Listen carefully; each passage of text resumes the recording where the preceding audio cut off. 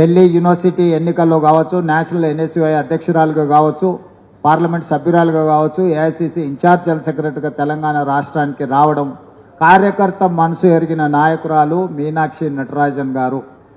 ఆమె నాయకులకు నాయకురాలు కాదు, ఆమె కార్యకర్తలలో ఒక కార్యకర్తగా, కార్యకర్త యొక్క ఆలోచన విధానం ఏ విధంగా ఉంటుందో తెలిసిన వారు రావడం ద్వారా తెలంగాణ రాష్ట్రంలో పార్టీ జెండా మోసిన కార్యకర్తలకు మంచి రోజులు రాబోతున్నాయి.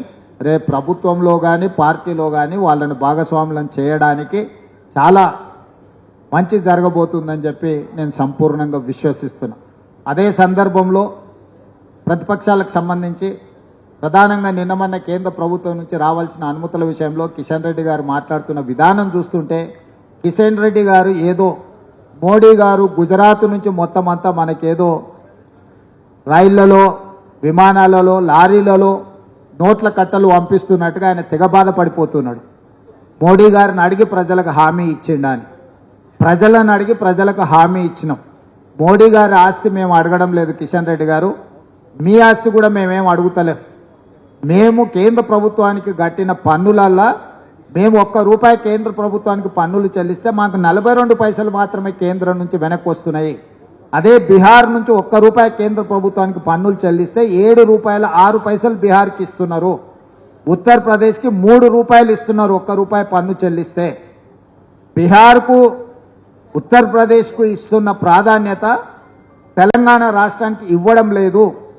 ఈరోజు మీరు అడ్డపడడం వల్లనే మెట్రో రైలు ఆగింది. మెట్రో రైలు నిర్మించడానికి మీ దగ్గర డబ్బులు ఉన్నాయంటున్నాడు. అంటే ఆయన ఉద్దేశం ఏంది? మెట్రో రైలు కట్టొద్దనే కదా. మూసీకి ఈరోజు నిధులు అడిగితే అవహేళన చేస్తున్నాడు, అడ్డుపడుతున్నాడు. మూసీలో పోయి ఆయన నిద్ర చేస్తా అంటున్నాడు. మరి గుజరాత్లో సబర్మతి నదిని వాళ్ళు ప్రక్షాళన చేసుకోవచ్చు, ఉత్తరప్రదేశ్లో గంగా నదిని వాళ్ళు ప్రక్షాళన చేసుకోవచ్చు. ఢిల్లీలో మొన్న జరిగిన ఎన్నికలలో యమునా నదిని ప్రక్షాళన చేస్తామని ఢిల్లీలో బీజేపీ ప్రభుత్వాన్ని ఏర్పాటు చేసింది. మరి గుజరాత్కు ఒక నీతి, ఉత్తరప్రదేశ్కు ఒక నీతి, ఢిల్లీకి ఒక నీతి, బీజేపీకి ఒక నీతి, తెలంగాణ రాష్ట్రము మూసీ నది ప్రక్షాళన చేసుకుంటాం అంటే మీరు సైంధవులాగా ఎందుకు అడ్డుపడుతున్నారని నేను కిషన్ రెడ్డిని అడుగుతున్నా. కిషన్ రెడ్డి 100% సైంధవ పాత్ర పోషిస్తున్నాడు. తెలంగాణ రాష్ట్రంలో తెలంగాణ ప్రభుత్వము ప్రజల సమస్యలు పరిష్కరించి మూసీని ప్రక్షాళన చేసిన, విశ్వనగరంగా మారబోయే హైదరాబాద్కు మెట్రో విస్తరించిన, రీజనల్ రింగ్ రోడ్, నేను ఈరోజు స్పష్టంగా చెప్తున్నా, నరేంద్ర మోడీ గారు Bharatiya Janata party national council మీటింగ్కు వచ్చినప్పుడు స్పష్టంగా మీకు 360 కిలోమీటర్ల రీజనల్ రింగ్ రోడ్ ఇచ్చిన అని ప్రకటించిన మాట వాస్తవం కాదా? ఈ రోజు వరకు రీజనల్ రింగ్ రోడ్డు కేబినెట్ ఆమోదమే పొందలేదు. నార్థన్ పార్ట్ టెండర్ పిలిచిన తేదీలు వాయిదాలు పడుకుంటూ పోతుంది. ఎందుకంటే దాని కేబినెట్ ఆమోదమే లేదు.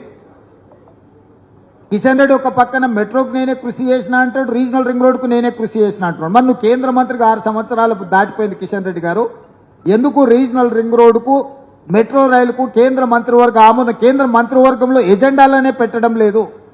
ఎజెండా పెట్టొద్దని సంబంధిత శాఖ మంత్రుల మీద ఒత్తిడి తెచ్చింది ఎవరు? ఈరోజు నేనే స్వయంగా కిషన్ రెడ్డి గారిని ఢిల్లీలో కలిసి నివేదికలు ఇచ్చొచ్చిన ఈ అంశాల మీద మా పొన్నం ప్రభాకర్ గారు పోయి హైదరాబాద్ ఇన్ఛార్జ్ మినిస్టర్గా కలిసి కిషన్ రెడ్డి గారు చెప్పొచ్చారు.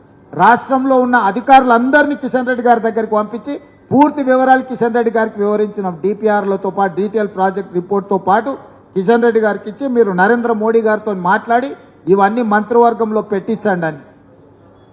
ఈరోజు మీరు 6 సంవత్సరాలు పైబడ్డది కేంద్ర మంత్రిగా, మీరు ఈ ప్రాంతానికి తీసుకొచ్చిన ఒక ప్రత్యేకమైన ప్రాజెక్ట్ ఏదో చెప్పండి కిషన్ రెడ్డి గారు. నోరేసుకొని మా మీద పడి మమ్మల్ని ఏదో బెదిరించినట్టుగా మాట్లాడితే ఇక్కడ బెదిరేటోళ్ళు ఎవరు లేరు కిషన్ రెడ్డి గారు. మీరు బెదిరిస్తే బెదరడానికి ఈడెవరు అంత ఉద్దరగా లేరు. నువ్వు తీసుకురా, నువ్వు మెట్రో రైలు తీసుకొస్తావా, మూసీ నది ప్రక్షాళనకు నిధులు తీసుకొస్తావా, రీజనల్ రింగ్ రోడ్డు తీసుకొస్తావా, సెమీ కండక్టర్ మన దగ్గరకు వస్తాన వాళ్ళని బెదిరించి గుజరాత్కు తీసుకెళ్లారు. సెమీ కండక్టర్ పరిశ్రమకు సంబంధించి ఉత్తరప్రదేశ్కి ఇచ్చారు, అస్సాంకి ఇచ్చారు స్పెషల్ ఇన్సెంటివ్స్. తెలంగాణ రాష్ట్రానికి ఎందుకు ఇవ్వలేదని నేను అడుగుతున్నా. ఇవాళ ఏ విషయంలో కూడా కేంద్ర ప్రభుత్వం వైపు నుంచి మనకు అదనంగా ₹1 రాలేదు. యథాలాపంగా రావాల్సినవి మాత్రమే వచ్చినాయి. అది కూడా ₹1 పన్ను మన కేంద్ర ప్రభుత్వానికి కడితే 42 పైసలు మాత్రమే మనకు వచ్చినాయి. ఇవాళ 10 సార్లు ఢిల్లీకి వెళ్ళి ప్రధానమంత్రి నుంచి మొదలుపెట్టి ప్రతి మంత్రి దగ్గరికి మేము వెళ్ళి కలిసినాం. మేము వెళ్ళి కలిసినప్పుడు చర్చ జరగదా? ఆ మంత్రులు యథాలాపంగా మాకు చెప్పరా? అరే మీరు ఇన్నిసార్లు వచ్చి అడుగుతున్నారు, ఇన్నిసార్లు నివేదికలు ఇచ్చిపోయినావు, మీ రాష్ట్రం నుంచే ఉన్న కేంద్ర మంత్రి కిషన్ రెడ్డి గారు ఒక్కరోజు కూడా మాట్లాడట్లేదు అని అన్నాడు. నేను అడుగుతున్న కిషన్ రెడ్డిని, ఒక్క రోజైనా ఈ 6 సంవత్సరాలలో నరేంద్ర మోడీ గారి దగ్గర ప్రత్యేకమైన అపాయింట్మెంట్ తీసుకెళ్లి తెలంగాణకి ఇవి కావాలని ఏమన్నా ఇచ్చిందా మీరు? ఏదన్నా మంత్రివర్గ సమావేశంలో తెలంగాణ రాష్ట్రానికి మెట్రో కావాలనో, తెలంగాణ రాష్ట్రానికి రీజనల్ రింగ్ రోడ్ కావాలనో, తెలంగాణకు మూసీ నది ప్రక్షాళన కావాలనో, సెమీ కండక్టర్కి సంబంధించిన అనుమతులు కావాలనో ఏదైనా మీరు ప్రస్తావించదా? ప్రస్తావిస్తే ఏ మీటింగ్ మినిట్స్లో ఉందో చెప్పండి, ఏ పార్లమెంట్ సమావేశాలలో మీరు మాట్లాడినో చెప్పండి. మీకు చిత్తశుద్ధి లేదు. మీది ఎంతసేపు ఉన్నా సైంధవ పాత్ర. ఈరోజు కేసీఆర్ దిగిపోయిన బాధలో, ఆయన చీకటి మిత్రుడు అధికారం కోల్పోయిన దుఃఖంలో కిషన్ రెడ్డి గారు మాకడ్డం పడుతున్నాడు. కిషన్ రెడ్డి గారు మీ చిత్తశుద్ధి నిరూపించుకోవాలంటే మీరు ఈ అనుమతులు తీసుకొని హైదరాబాద్కు రావాలి. హైదరాబాద్లో వరదలు వచ్చినప్పుడు బండి సంజయ్ గారు చెప్పారు, ఆటో పోతే ఆటో ఇస్తాం, లారీ పోతే లారీ ఇస్తాం, గుండు పోతే గుండు ఇస్తాం అన్నాడు. గుండు లేదు. బైక్ పోతే బైక్ ఇస్తాం అన్నాడు. గుండు పోతే గుండు ఇస్తాం అన్నాడు. గుండు లేదు, అరగుండు లేదు, గుండు సున్నా. ఇది మీ హామీ కాదా? ఎన్నికల్లో మీరు ఇచ్చింది కాదా? నరేంద్ర మోడీ గారు ప్రతి సంవత్సరం 2 కోట్ల ఉద్యోగాలు ఇప్పిస్తామని చెప్పి 2014 ఇచ్చిన ఎన్ని కోట్ల ఉద్యోగాలు ఇచ్చారో లెక్క చెప్పండి. నరేంద్ర మోడీ గారు 2022 లోపల ఈ దేశంలో ఉన్న ప్రతి పేదవాడికి ఇల్లు కట్టిస్తాం, ప్రధానమంత్రి ఆవాస్ యోజన అన్నాడు. తెలంగాణ రాష్ట్రానికి ఎన్ని ఇచ్చిందో లెక్క చెప్పండి కిషన్ రెడ్డి గారు మీరు.